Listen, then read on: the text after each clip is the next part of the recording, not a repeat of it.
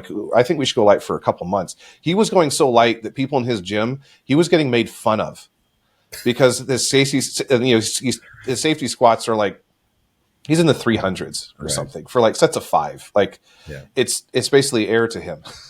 Right. But it was like, this is for the purpose of letting his body recover, because we're going to need to make a strength push.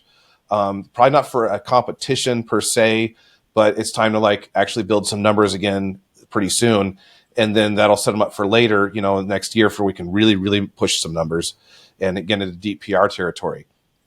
But the more, I think a common thread that we're going to see here in this episode is the more advanced you become, the greater those swings in volume and work capacity and stress accumulation, the more extreme those are going to become. Those big swings are going to become greater and greater. You're going to go to more extremes of really, really low volume and high intensity.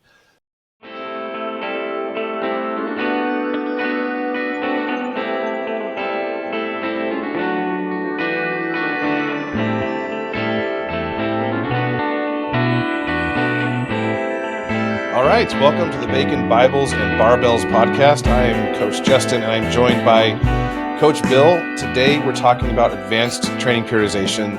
We're going to talk about it for bodybuilders and strength athletes. Those are typically the two areas we're going to go. There's some special considerations that some people might want to learn about and might want to learn what's in store for you if you're an intermediate or beginner someday. If you train for a while, stay consistent. So stay tuned. We'll talk a little bit more about that and how that might apply to you. And some of you might be able to implement some of these concepts even sooner than you might think, because it can be very helpful. But first, what's going on with our current training, current periodization, diet, all that kind of stuff? Bill, what have you been up to lately? Oh, just the same old stuff. The machine preacher curl with the good resistance. So we were just joking before we started that we have a drinking game now. Every time Bill says machine preacher curls, you need to take a shot. Don't do this. Don't listen or do this while you're driving or anything like that, because you might be in serious danger. Because you're gonna get that. It's Bill's favorite thing right now. It's no good. And I mean, I will say, like, I think it's the machine in particular. I will say it doesn't really work for every preacher curl machine. The one that I'm on it's set to a resistance arc that's really long. Yeah. And so you have to really reach to get to the handles, and it's way, way, way down under the pad. And so you get a good stretch out of it. You just get an insane resistance arc all the way up and down on that thing, and you're stable. I usually stand when I do. It's got a seat on it. I usually just stand when I do it. Yeah. But it's just really great. I think it depends on the machine. Some machines are going to be set higher, and some are going to be offset in a weird way. Or the preacher, the other thing is the preacher block on this one is like this, so it's not like this. It's more flat this way. Yeah. And so it gives a good bit better of, tension on that. So you kind of have that. Yeah, that is different, because usually they're deeper, or it's a sharper angle, more angled down, at least the ones that I've used. And I'm not a huge fan of preacher curls. I've said that before in general, but that's I'm usually thinking of like with an easy bar or something like that, or dumbbells, because the injury risk is so much higher. That's just a lot of torn biceps or detached biceps on that machine. Probably, more than any other machine I'm aware of. Like, it's like those things pop biceps on bodybuilders more than Atlas stones pop them for strongmen, probably. Yeah, I think that.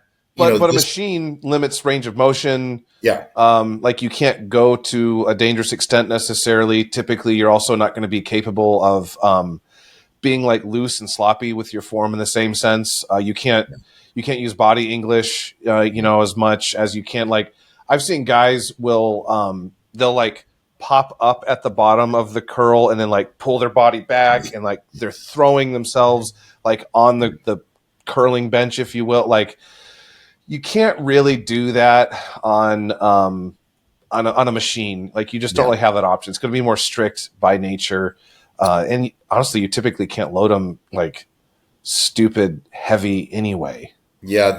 the higher angle, or really the lower angle, I guess, it is the best thing about that for me is that there's no shoulder start to the curl because your elbows are already up. Yeah. And so you really can't do much except just curl in. Yeah. Right. Yeah. And so that's kind of why I like that one in particular. And I will say it works really well. I had a guy comment the other day that said it looked like it took 4 business days to get from my bicep to my tricep in a car. I was like, well, I guess it's working. Good. But the other thing is I can also switch to hammer curls on that one because it's got a straight bar on the inside as well, like a neutral grip. So it's got an outside grip. Oh, really? Okay. Grip. Yeah. So you do some of that forearm work. Yeah. The preacher curl, that high preacher curl with a hammer curl is insanely good. And you can load it fairly heavy, but it's pretty wild. So are the other handles, are they angled or are they straight? They're angled, right? Okay. Yeah. I think angled is best. So it allows you to take your hands and turn your elbows inward so you can stay straight the whole time, which is nice because otherwise your elbows just sort of naturally move out. No, I like that because if it's, you can either go basically like, middle of the road, that 45-degree angle, or make it a hammer curl. I think, I don't know, I'm not really a fan of like any machine like that being super straight, which just doesn't seem like many of them are. It's not very ergonomic either. It's hard to move through a full range of motion if you're like completely supinated, I think. Well, and you get a lot of forearm if you don't have the angled grip, and it takes away from the curl itself.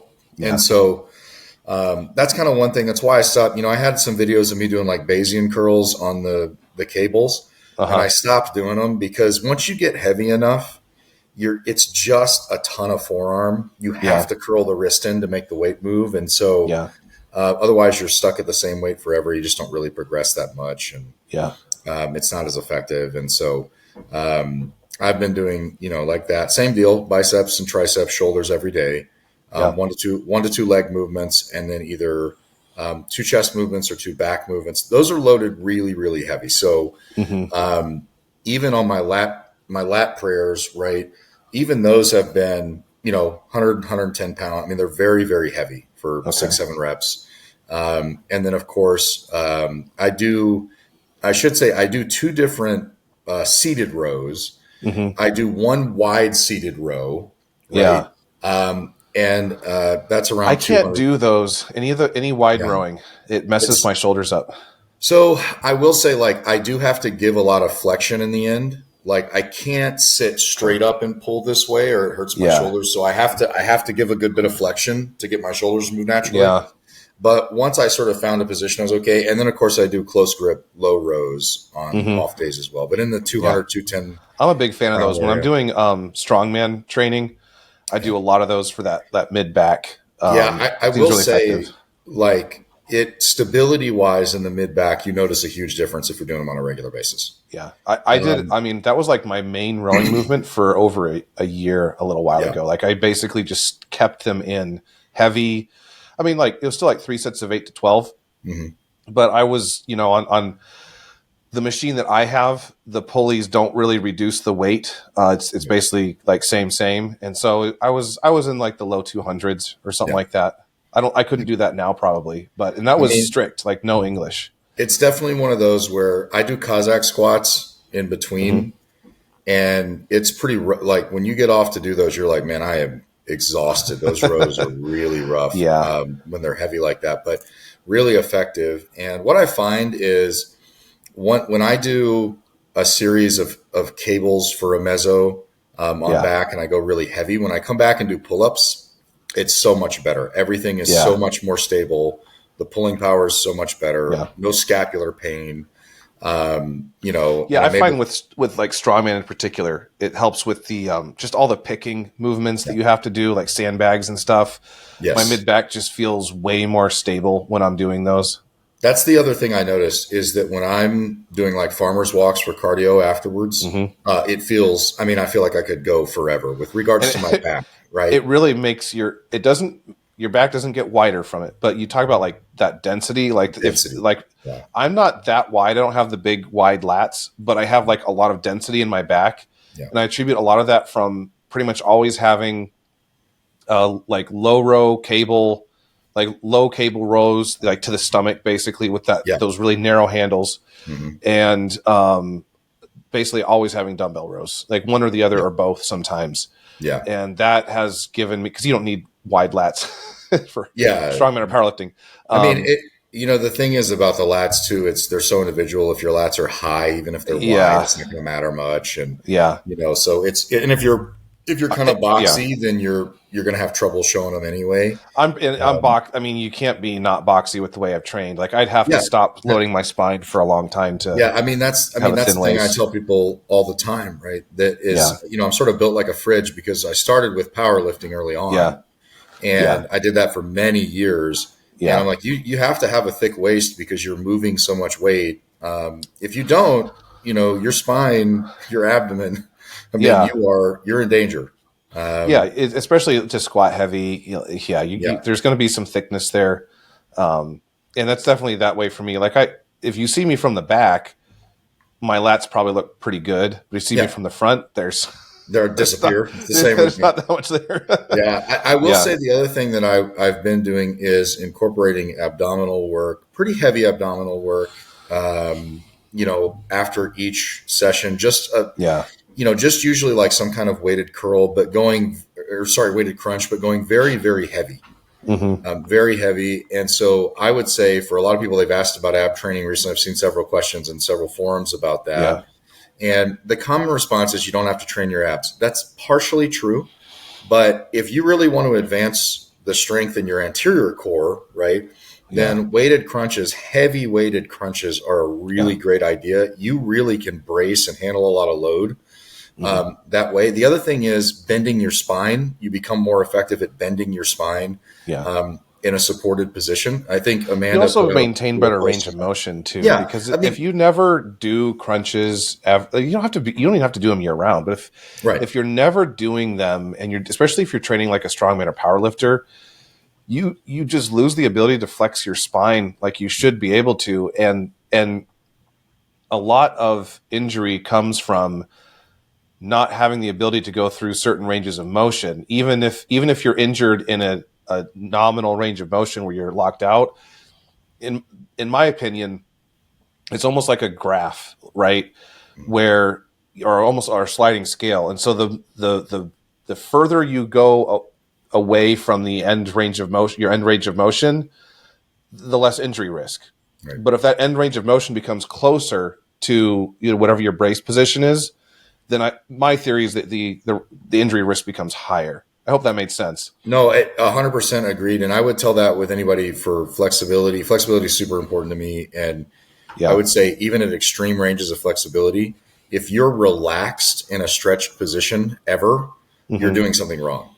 The Yeah. antagonist muscle needs to be exceptionally strong to hold you in that position and keep you from injury, right? If you're trying to Yeah. protect your back, your abs are the way to do that. Yeah. You know, Yeah. I agree. Yeah.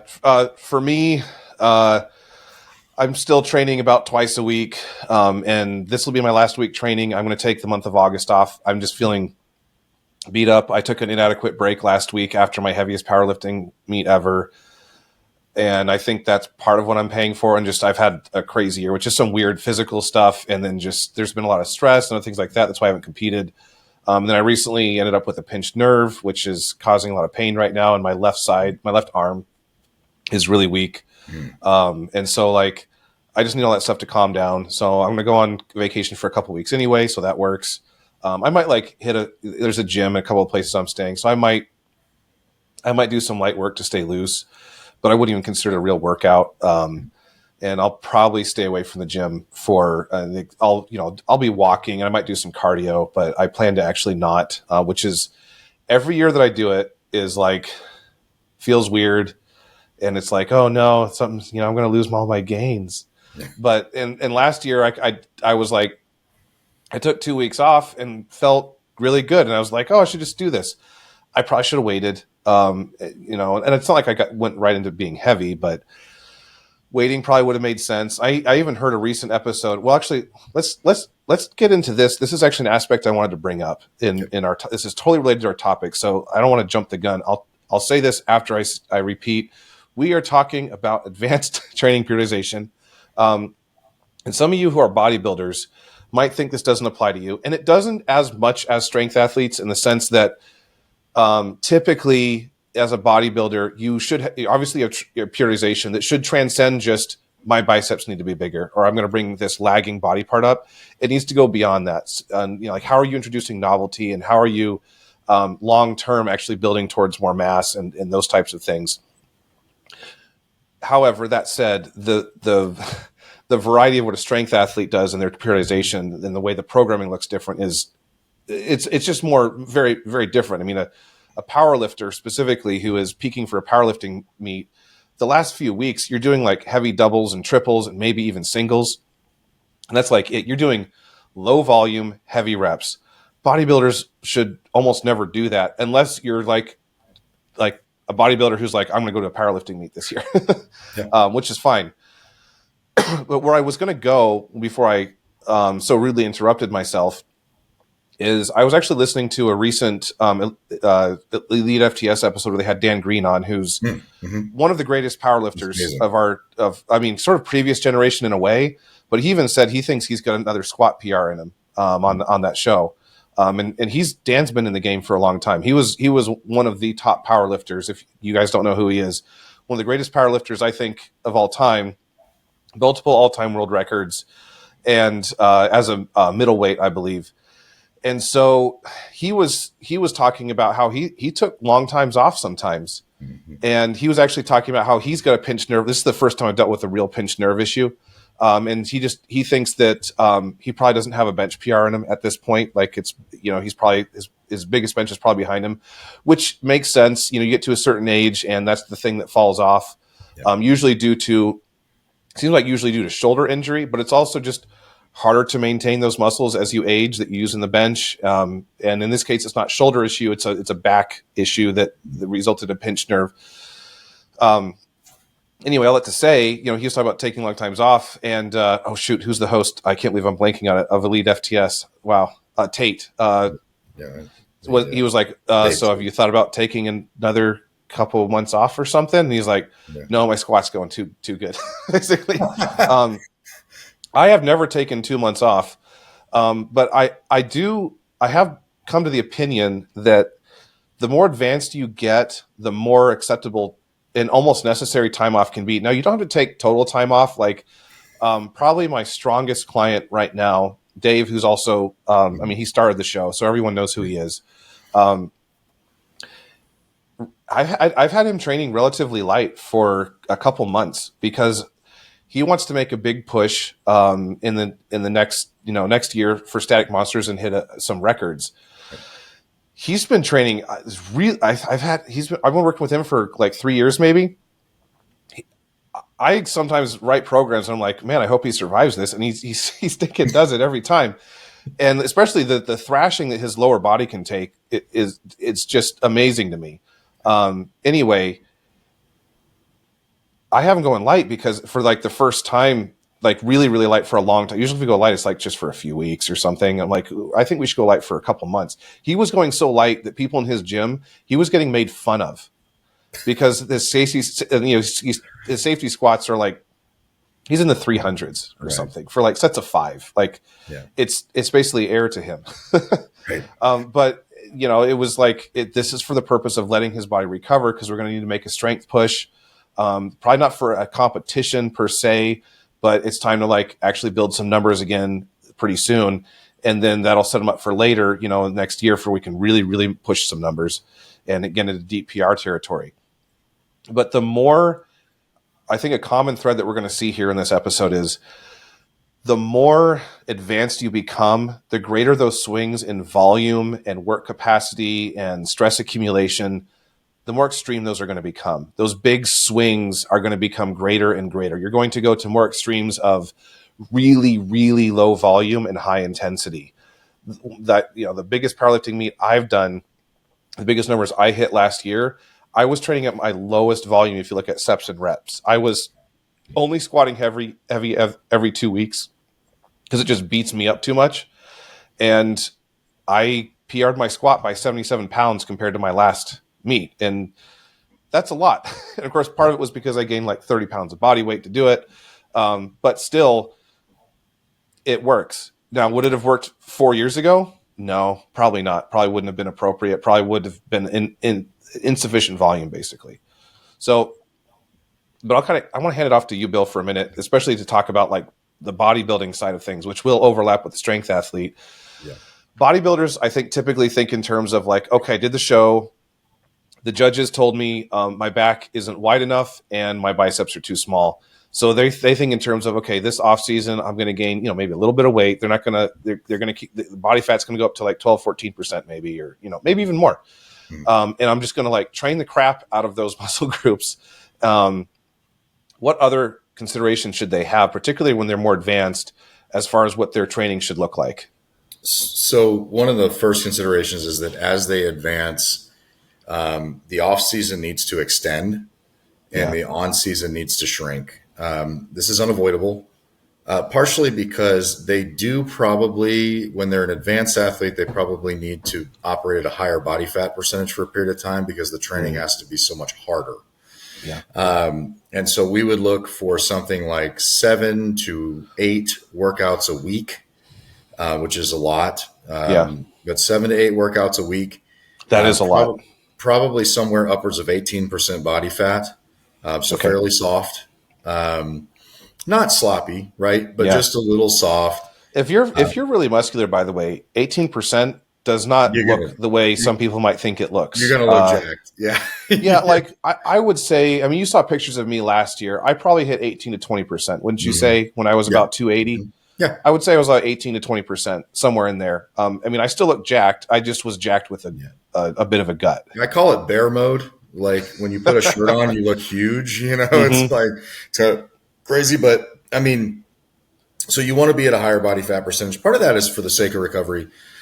You've got to have some tissue to lose. If you don't, then you're really going to have a hard time putting on any tissue, even in a surplus. The other thing is that you need your body to acclimate to a heavier weight just because you'll have to eat more. Yeah. You need those energy demands to be regulated in your body metabolically. And so walking around at that weight for a longer period of time is going to be helpful. Yeah. I will say that, can I comment on that real quick? Yeah. Mm-hmm. It seems like, to me, if you've been at a certain body weight, whether fat or muscular, it's easier to get to that body weight again, whether you're in a more muscular or less fat state. Like I had to eat so much food to get to 280 pounds last year. Right. I would bet you I could do it on 1,000 less calories a day right now. Yeah. Yeah. I mean, it's definitely the first time's a push. And that's part of what I would say is for bodybuilders, that's part of advanced protocols, right? Is nutrition changes. Recovery needs to be very big. You're doing a lot of workouts a week. And so this is where you're going to go into sort of ridiculous territory. Yeah. If your lifestyle, right, you need 8 hours of sleep a night and probably an hour-long nap during the day if you can manage it at some point. Yeah. The best time to do that would be, of course, after your workout, 30 minutes to an hour. After your workout, just lie down, go to sleep. The best way I've found to do that is after your workout on the drive home, pop a nicotine pouch, let it level you out. Very low dose, let it level you out, and then take some sleep. Put on your CPAP because you're a bodybuilder and you need one, and then go to sleep. Yeah. Would you also recommend? I would like probably fruit juice and whey protein with that as well. So fruit. I love fruit and whey protein, but the benefit of fruit juice after the workout is that you don't have the fiber, so your gut's not going to go crazy. Yeah. And so I would say like, if you're going to eat fruit itself, right, eat something that doesn't have a heavy skin on it. You're thinking like the inside of a kiwi, or something of that nature, but no apples, right? Bananas are fine, right? Stuff like that. I think oranges could work too. Yeah, oranges are a bit fibery, but I think most people digest them really fast. Yeah, oranges work, but it's probably better if you can get a high quality fruit juice. And I would say something like blueberry juice, cranberry juice, grape juice, something with polyphenols in it. The antioxidants to help with inflammation, and then a protein shake. And I would say probably some electrolytes, maybe a liquid IV, something like that afterwards. Just throw that together, down it real quick. And, obviously you don't want to be laying flat, but just sit up in a recliner or on your couch, put a pillow behind you, and have a nap. Let that work. Or get a power bed. Like I Yeah, got earlier exactly. this Get a year. They're power. pretty Yeah, sweet. exactly. You can get something like that, but Yeah. Put basically, yourself you on like a want little bit of an incline. You don't have to be totally upright, but totally you want enough to you want to do one of two things. The reason I say 30 minutes or an hour is because yeah. 30 minutes prevents you from going into a REM cycle, and so you Yeah. won't wake up groggy, but you'll wake up rested. Yeah. If you're going to go more than 30 minutes, you need to go the full hour because you need to come Mm-hmm. to the end of the REM cycle. I don't. Yeah. REM cycles happen in 45-minute intervals Mm-hmm. and 15-minute recovery periods. Yeah. And so, typically you want to sleep, before the REM cycle, or you need to let the REM cycle complete, or you're going to feel like Yeah. total crap if you wake up in the middle Yeah. of it. You'll wake up feeling like you woke up at 3 a.m. and started your day. You're going to have really strong sleep inertia, and it's going to suck, and it's going to mess And up you're your also going to be appetite. more likely to struggle with sleep that night because you've already had a REM cycle. Exactly. So, but you do need a little bit of rest if you're training so often, right? Yeah. If you can. Yeah. Yeah, it's if ideal. you can. And so you want to prioritize rest. You want to prioritize food. The hard part about food is fat content needs to be fairly low. You're training a bunch. You're going to be eating upwards of 500-600 grams of carbs a day. Yeah. And I know a lot of people are going to hear that and just go gasp, but it's really especially normal. all the carnivore people. Yeah, it's really normal when you're training that hard to be in that range. I'll look right in the camera. You carnivore people, you think you need to eat that many calories and fat every day anyway. Yeah, so don't worry about it.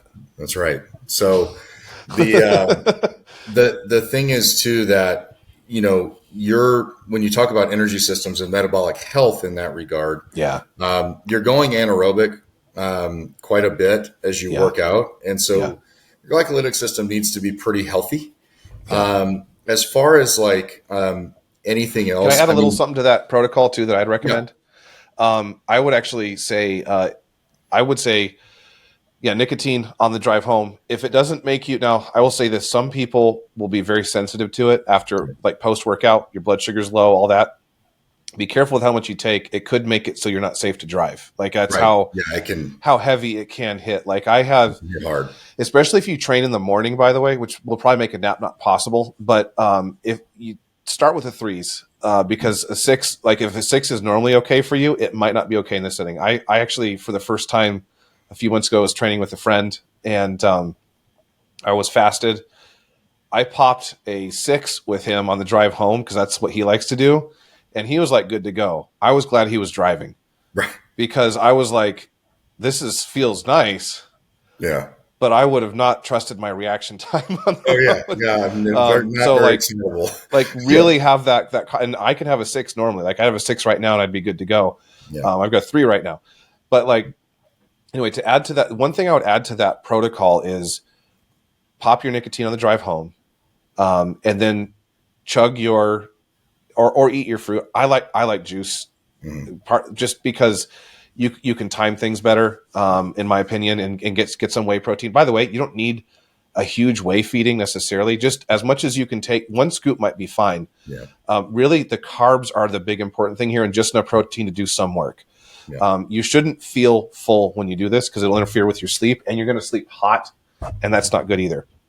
So I would say get home, chug your nutrients, and take a hot shower, as hot as you can take it. Do that, just a quick shower, rinse off. You're going to want to anyway. It's going to feel good, and then take your nap.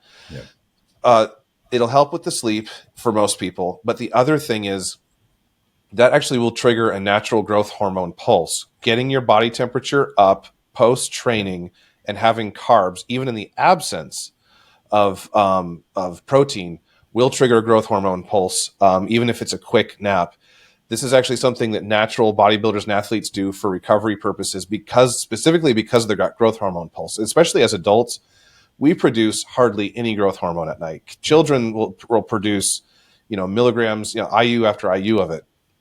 An adult, if you produce half an IU overnight, then you're a rock star. And so this will just give you that little something that should aid in that recovery. Yeah, I think one of the things to note there too is it needs to be hot enough to raise your body temperature by about 1 degree or 1.5 degrees. So if you run 98.5, right, you want to be in the 99.5, 100 degree range by the time it's over.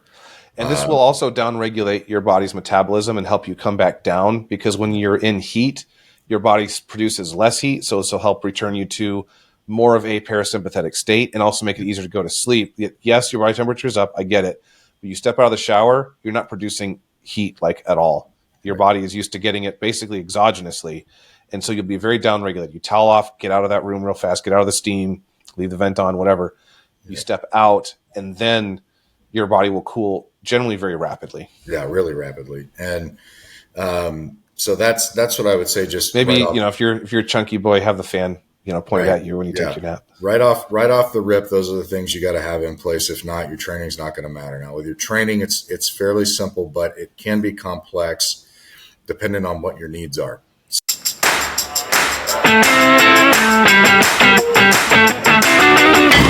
My name is Justin Johnson with High Calling Fitness. Maybe you're tired, gaining weight, waking up with joint pain, back pain, and a body that just doesn't feel like it used to. You tried to fix it, but nothing seems to last. What if you don't need another app or crash diet, but a real coach, someone to meet you where you're at and walk with you step by step? At High Calling Fitness, our coaching comes to you wherever you are. No matter where you live, small town or city, across the country or across the world, your health still matters. You don't have to go it alone. We build personalized plans based on your goals, your schedule, and your equipment, even if it's just a set of dumbbells in a small space. This isn't just training, it's a personal partnership. You'll get weekly updates, one-on-one access to your coach, and ongoing support through Zoom and Slack every step of the way. We're here to help you build strength, restore energy, and claim the life you were meant to live. Book a free consult today. Let's talk about your goals and see how we can build something better together. High Calling Fitness, built for the everyday, ready for the extraordinary. So you're going to basically have 4 cycles, right? 4 mesos for every big macro cycle and block, right? Yeah. And so your mesocycles will look like this. Whatever you need to bring up, right, will be the primary workers. They'll receive the most set volume, the most rep volume, and they'll receive the heaviest work, okay? For the first 4 to 5 weeks of a mesocycle, you'll take a 1-week deload where you do 50% of volume and weight, but the same amount of reps, right? So set volume is down, rep volume is the same, weight is halfway.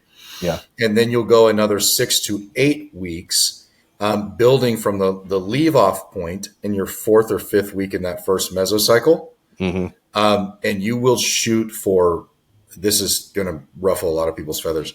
You will shoot very close to failure, if not past it in some cases. For those 8 weeks, you're going to beat yourself up for probably 6 to 8 weeks. You'll need a 2-week, deload. Yeah, which is all fine. The Mike Israetel fans just lost you, by the way, about the partial reps. Absolutely, and so you'll do that, and then before you go into your next block, right? No matter what you're working, before you go into your next block, you need a 5 to 6 week strength building phase, right? Where you are working on compound lifts at heavy weight at no more than 5 to 6 reps per set, right? And in some cases, you may want to program all the way down to triples, depending on how aggressive you are with your weight increases from week to week. The only do not do this in a caloric deficit. No. This is for when you're in a surplus. Or maintenance would be fine too. Or maintenance, maintenance is fine too.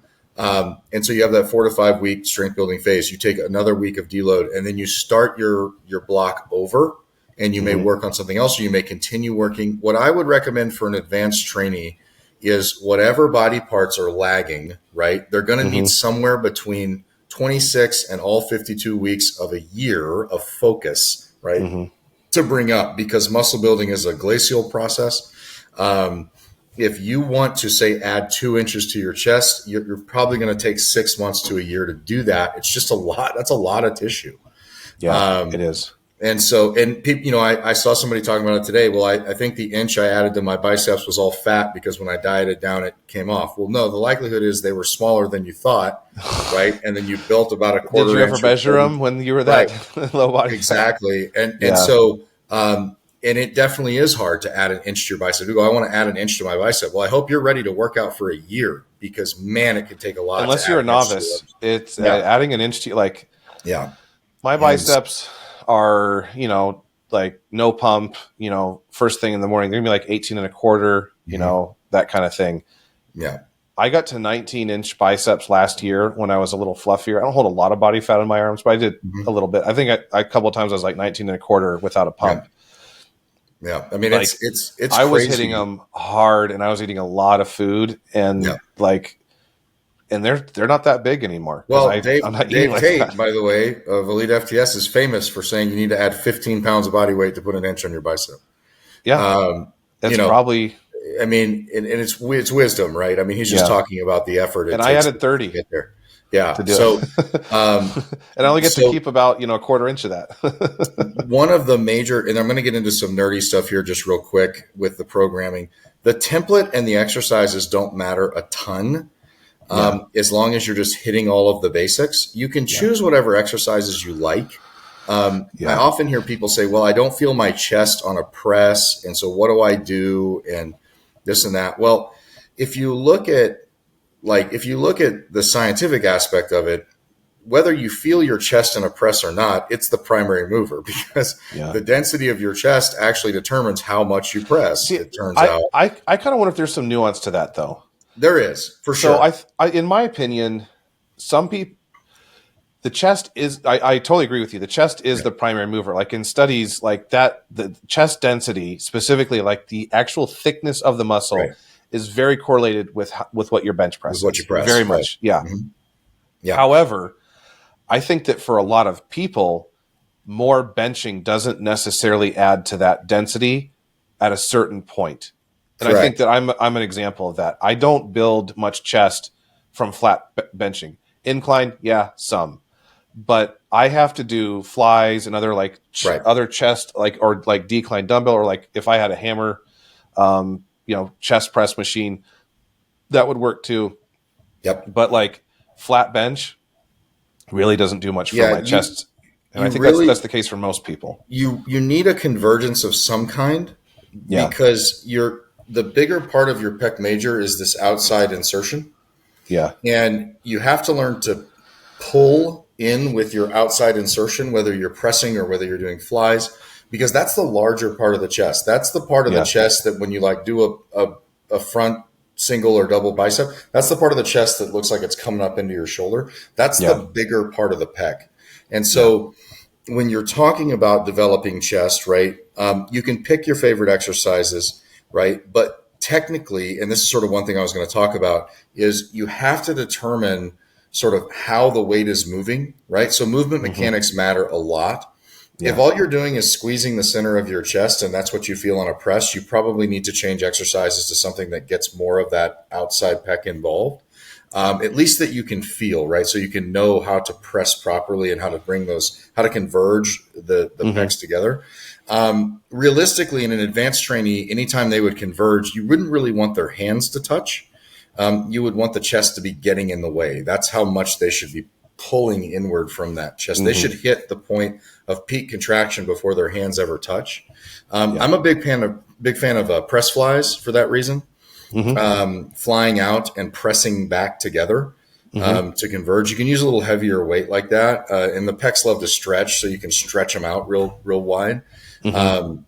But for the sake of argument, right? Let's just say you have all of your exercises are the ones that work, right? Yeah. And so it doesn't really matter, at that point, right? What they are. What matters is the intensity and how they're programmed in the workout. Obviously, the thing you want to work the most needs to be at the beginning of the workout, because you're going to put the most intensity into those exercises.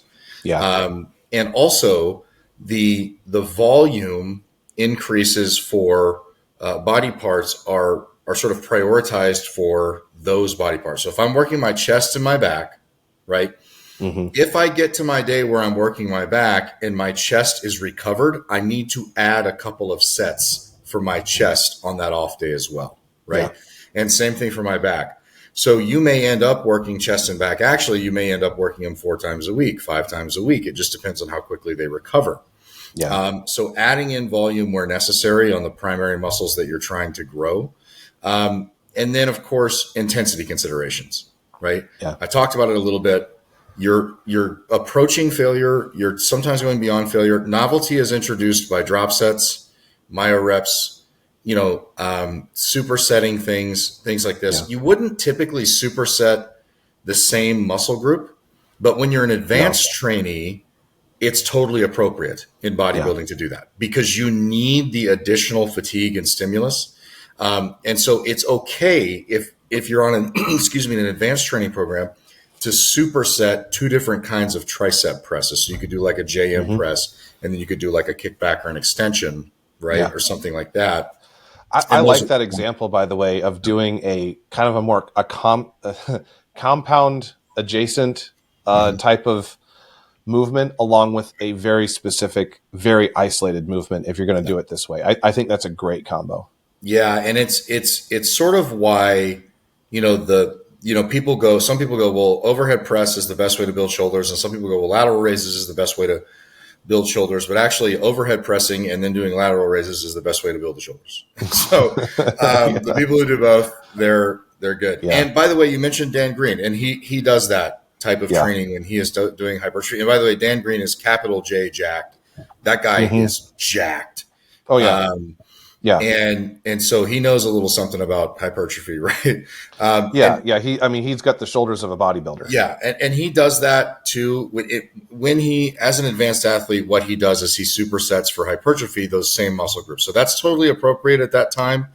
If you're an advanced trainee, to sort of get a couple of different exercises that hit the same muscle, but maybe in a little different position, and do them back to back. That's completely appropriate. There's no problem with that. You're not going to overload yourself or anything. If you're an advanced trainer, you're going to need the extra. You just have to pick the appropriate load. When you superset the same muscle group, you're going to go light. The first, right. And the fatigue sets in rapidly on the last sets. Yeah, exactly. Your first set or two, you're not going to be anywhere near failure. You might be wondering if you went too light, but by the time you get to that third superset, it's going to be like, you should be like, oh, now it's hitting. Yeah. And the one thing I will say is the one thing that Mike Mentzer sort of got correct overall, he got some things okay, right? But the one thing tons of testosterone. Yeah. One of the things he really got correct was pushing to eccentric failure, right? He called it negative failure.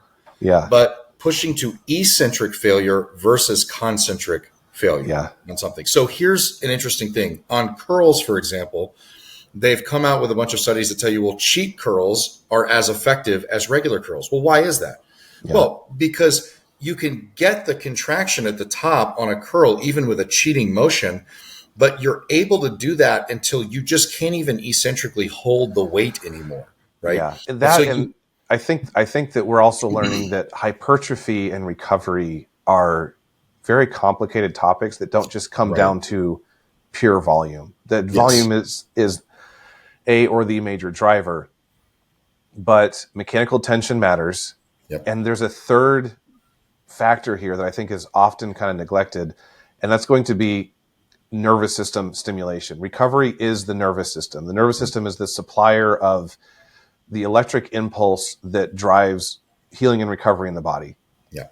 And doing things like cheater reps and things like that, we've seen a lot of like some of the top bodybuilders. That's what a lot of them are doing. Right. Like it is more nervous system stimulation to do so. Like it doesn't mean you should do it all the time. It means that you should be careful in how you implement it because it does make you more injury prone. Right. But I have done it at certain times to great effect. Just like all of these training modalities, I think, have their place, including partial reps and cheater reps and assisted reps and all those types of things, because there are various pathways to hypertrophy. And this is the essence of advanced periodization, especially for hypertrophy. Right. You have to engage in all those modalities. And then you also may learn that you as an individual are particularly sensitive to one or two of these. And so that's probably what you should be leaning into, especially towards the end of a block when you need, you sort of exhausted the other modalities. That's what you lean into. Yeah. Some people like Dorian Yates, he was known for every time he trained like almost every muscle group, and he trained them in one set to failure. He would warm up, and then he would do whatever. If it was chest, maybe he'd do like dumbbell bench press. He would pick heavy for him dumbbells, which was probably like 150 pounds a side or more. Right. And he would take one set to complete failure, and then move on to the next movement. Yeah. And I think the note there is complete failure, meaning that there is failure on the concentric and there is failure on the eccentric. Yeah. And so that's really one of those advanced principles that is sort of lost on the world of bodybuilding today, is the concept. Everybody's so concerned with reps in reserve, which is great, right? But the reason for that is because most people don't make it past an intermediate level. But for an advanced trainee, they really do need that extra push, and that's gonna work better than a simple RIR training. You really have to push that. The reason for the strength block, it's strength meso, is because you need to be able to push and pull more weight to get the same amount of stimulus with less fatigue, or the same amount of fatigue. Over time, 5-pound jumps are not going to do it. At some point, if you're benching 250 for 10, for 3 sets of 10, you're going to get up to benching 250 for 3 sets of 18, and you're still not going to be able to push much more weight than that. You'll get a little bit more, but it's not a ton. The return is not huge. But if you're benching 350 at sets of 10 to 12, you are legitimately using and building more muscle, right? Yeah. And so it is necessary to get strong. Anybody who tells you that about bodybuilding, you don't need to be strong, is ridiculous. I mean, that's one of the most absurd things. There were so many like goofy things. I remember when I first got back into like training more, several years ago, it was like everyone was on this kick of bodybuilders are weak, they're not very strong and stuff. And it's like, are you kidding me? Like I've seen videos, like even I was seeing a video of Chris Bumstead back when he was competing. He was doing RDLs with like 550 or something like that. Yeah, I mean, in a prep with like very low body fat, right? That is very strong. Yeah, they're not strong by single rep standards in their body weight, but that's not really what we mean when we say like somebody's strong. Like typically you just mean they move a lot of weight. Like I said, I would love to see somebody out incline bench, right? A bodybuilder. They do insane weights on stuff like that. And so you need to be strong to build muscle. If you're not getting bigger and you're stuck around the same level of weights as a bodybuilder, you need to consider getting stronger first, right? And then going back and building the body again. So I think that's probably it. It's super simple with the exception of the intensity piece. You're going to have to learn your body, and you're going to have to learn your nervous system, and you are going to have to be honest with yourself about how hard you're working in the gym. The thing about bodybuilding is that it is insanely taxing mentally. It is just mentally taxing. You have to work, and there are times where you do not want the next rep to come up, but it's coming up, right? Mm-hmm. And as long as it keeps coming up, you keep going, right?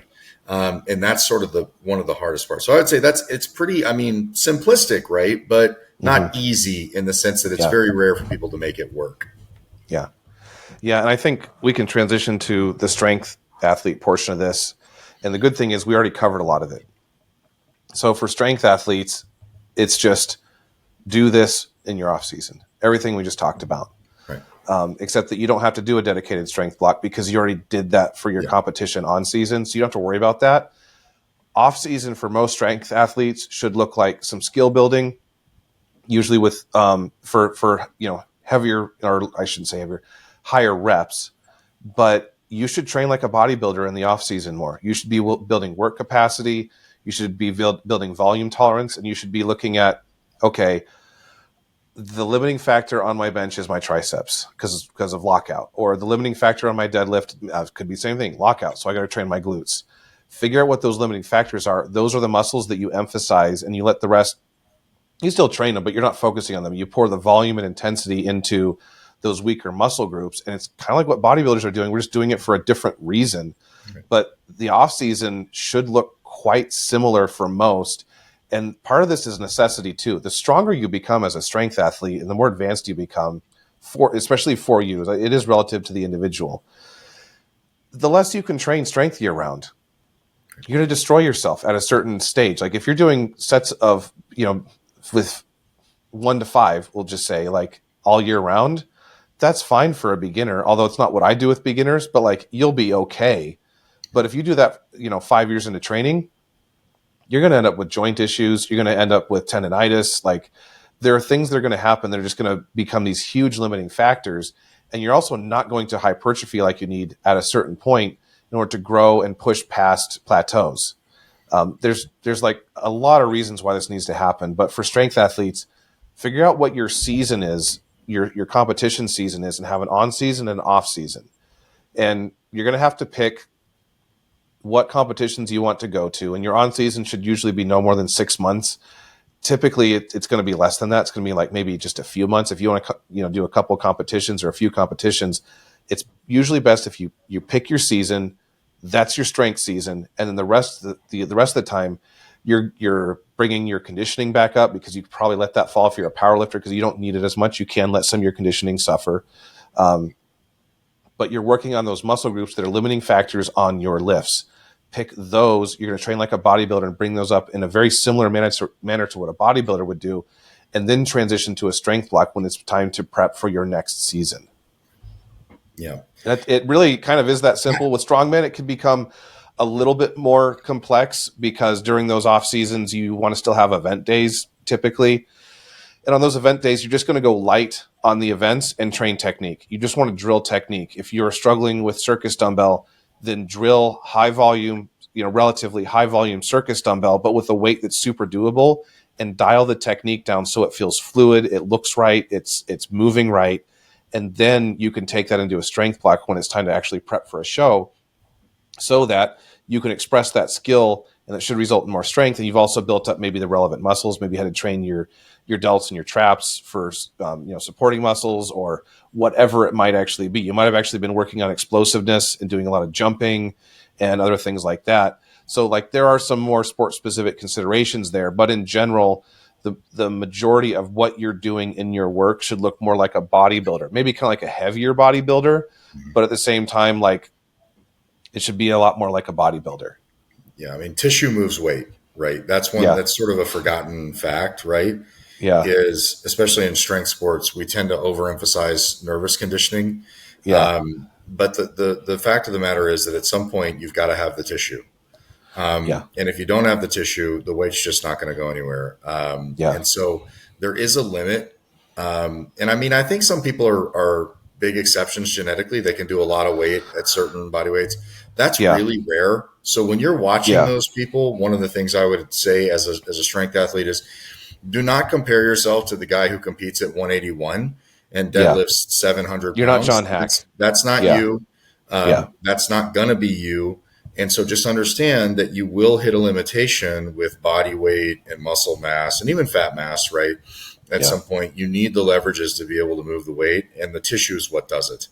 And so I think, one of the things early on I struggled with was, why am I not moving the weights like some of these guys I was looking at in my categories? Well, these guys were like winning national titles and stuff. They were not. That's not your average power lifter. People that have hyper efficient nervous systems. Right. I had a coach, Aaron Konecchio, that was his father is a physical therapist around here, and he did some of the strength training for Georgia Southern for a time, and he was my powerlifting coach for a little bit. And he was 190 pounds or something, and he deadlifted a state record here of like 700 something. I don't know what it was, but he also benched like 4 something in a competition. And I'm like, that's just not, you just got to understand that's a person that is genetically built for that. That's an outlier. The reason that they excel is because they're built for it. And so, just make sure you're being realistic about your weights. We see a lot of injuries. Sometimes we see insane volume on the forums. Some guys are just doing crazy volume. Believe it or not, I have had clients that are lifestyle, but they want to be strong, right? And I'll have them deadlift only every 10 to 12 days. Because otherwise it's just too much. It's just too much, but they make progress consistently. The other thing I will say is, just to go back to the break thing, is every year during Christmas, I take three weeks to a month off of everything, including jujitsu, because my body needs to recover. And so for bodybuilders, the recovery piece, if bodybuilding is all you do, you probably are not in that boat. But if you bodybuild and you do sports of any variety, you're going to need a long recovery period at some point during the year as you get more advanced. So that's sort of underrated, in my opinion. And so I think you do need 3 weeks to a month where you're either eating at maintenance or you're allowing a surplus for a little time, and you're just resting, mentally resting. You're resting your nervous system. I think it's good. I mean, obviously you want to move, but it should be like walking. You can do some conditioning. You can do like even sprinting type of work or higher intensity stuff. You can do jumping, and you can even lift weights. But if you do, it needs to be like, I'm going to get a pump. It's going to be light. It's not going to be that heavy. And listen to your body, because the longer you do this, the more you need to be deliberate about taking some of those times where training stress is very low, or maybe borderline non-existent. And I will say, for most people, you don't need to do this because of your lifestyle. You miss enough training days, it doesn't apply to you, right? And so, like, this isn't for people that struggle to train year round. This isn't for most of the people that I work with, and I'm sure it's the same for yours. They go on family vacation. Their kid gets sick, they take the week off. Those types of things, and they don't really train through everything, obsessively like we do. And that's fine. And it just means that, like, you don't have to worry about scheduling those breaks, because you never really like beat yourself up that bad in the first place. And again, I don't say that to like say that's a bad thing. It's just that you don't need to take those breaks, because you've sort of been getting those breaks throughout the year spread out, and that's okay. Yeah. I think the last note I will make on the strength sports side is there are programs for intermediates and advanced athletes that are for young men only, young men and women only. Texas method. I'm thinking of the Texas method in particular. This is really tough. If you're in your late 30s, early 40s, whatever, the Texas method is not going to work for you. No. It's just not. It's too much demand on the body. You're going to have a customized program, and that's going to work better for most people. And you need a coach that knows how to do that. And so, good news, we have coaches at High Calling Fitness who know how to do that. So you can consult with us about that. But you do need someone who's qualified to help you understand the mechanics of your program and why you're doing what you're doing. And to make the necessary adjustments from week to week to ensure that you're set up for success and not for injury and burnout, and all those horrible things that we can experience if we're just sort of running a cookie cutter program. And understand that there is life beyond linear progression in strength sports. Most of your life in strength sports should be beyond linear progression. Linear progression, the older you get to, it's going to be short duration. It's not going to last that long. And I don't really do strict linear progression with anybody that I'm working with, because it's not, ultimately it's not really optimal anyway. Right. And so, like, why limit yourself that way? Yeah. Undulating especially if you're paying for coaching, like, you should be getting something that's specific to you. I know, like, there's a lot of coaches out there, and unfortunately I like a lot of things about starting strength, but they're real hard on, like, you just do LP until you're just grind yourself, practically into nothing. I don't run clients through starting strength LP. Like, I will have 3 sets of 5 for compound lifts, but they're not doing 3 compound lifts a day, 3 or 4 days a week. You don't get to be a beginner as long. You are increasing your injury risk, and you don't seem to grow as well in general. It does work. It's great for unsupervised, uncoached lifting, because it does work, but it has a relatively short duration for most people that it's going to work in. Otherwise, we'd all squat 1,000 pounds. Right. And so, like, you have to just, if you're starting one of those programs and you're running them, just know that you can't do it for long. And Rip knows this. Mark Ripito, he's very clear about this. A lot of people like to bash him because, for whatever reason, like, that's just a stupid program, it doesn't work, because It only lasts so long. It's like, well, that's the point. It's a beginner program. He wrote a beginner program, and he says it's for beginners. Right. It's not for advanced athletes. He would never say it's for advanced athletes, powerlifters, bodybuilders, anybody. Right. Yeah. So, I mean, I think that's right. So, what I would say is instead, get a consultation, right? You go to highcallingfitness.com, you can get a free consultation. Give us a call. Yeah. We'll consult with you. We'll see what your goals are. Here's the deal too. You may need a little bit of prehab. You may need some extra considerations for your health and your joint health. You may have some nagging issues that we can get rid of before you start a very serious push on increasing weights. We have a client right now. His name's Joe. He's awesome. But we had to do some rehab work, and he stuck to it consistently. And now his numbers are going up. He's going past old PRs, and all is well with Joe. And he's going to make amazing progress because he took 6 weeks to just listen to his coach and say, hey, I need to get these things fixed. We did it, and now we're on the path. And so sometimes you just need the additional help because you haven't ever done it yourself. And a template online, it's just not individual enough for you. It's not going to provide that for you. That's right. That's right. So, yeah.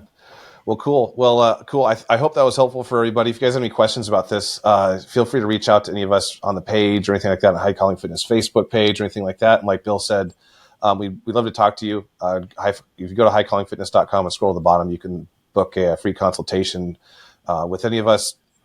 We'd be glad to talk further with you about how this could look for you and how we might be able to help you. Otherwise, until then, gains and grace. Gains and grace.